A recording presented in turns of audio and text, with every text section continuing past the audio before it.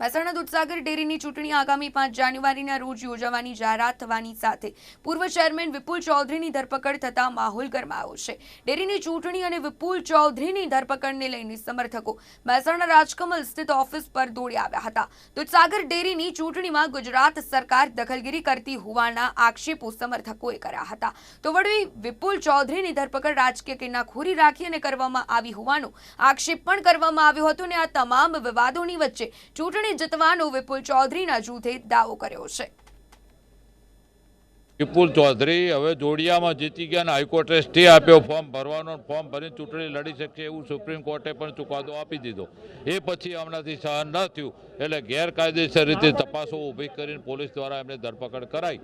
પણ અમે દૂધ ઉત્પાદકો તમામ જિલ્લાના, જૂના મહેસાણા જિલ્લાના વિપુલ ચૌધરીને સમર્થન આપીએ છીએ અને વિપુલ ચૌધરી માટે રાત દિવસ દોડીને પણ પૂરેપૂરા પ્રયત્નથી એની પેનલને અમે જીતાડવાના છીએ। રાજ સહકારી સંસ્થામાં દખલગીરી કરવી જોઈએ નહીં। આ સંસ્થા બહેનોની, વિધવાઓની, પશુપાલકોની, ગામડાના ખૂણે ખૂણે પડેલા ખેડૂતની સંસ્થા છે અને એના દૂધના ઉપર એની આજીવન ચાલે છે, રોટી ચાલે છે।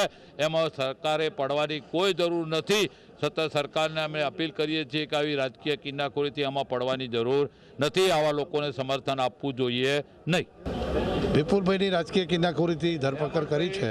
છેલ્લા 4 વર્ષથી વિપુલભાઈ કોર્ટની સાથે સરકાર સામે લડતા હતા, જો સત્તા કોઈ ધરપકડ કરતી નહોતા, પરંતુ આ ચૂંટણી જાહેર કરી એટલે ઈરાદાપૂર્વક માહોલ તોડવા માટે વિપુલભાઈની ધરપકડ કરી છે। પણ દૂધ ઉત્પાદકો, ગરીબ ખેડૂત, ખેતમજૂર, રોજીરોટી કમાતા લોકો ડેરીના ઉપર ચાલે છે અને એ લોકો બધા મતદારો વિપુલભાઈની એ જેલમાં છે અને અમે 12 મતદારો છીએ, બધા મતદારો એમની સાથે છે।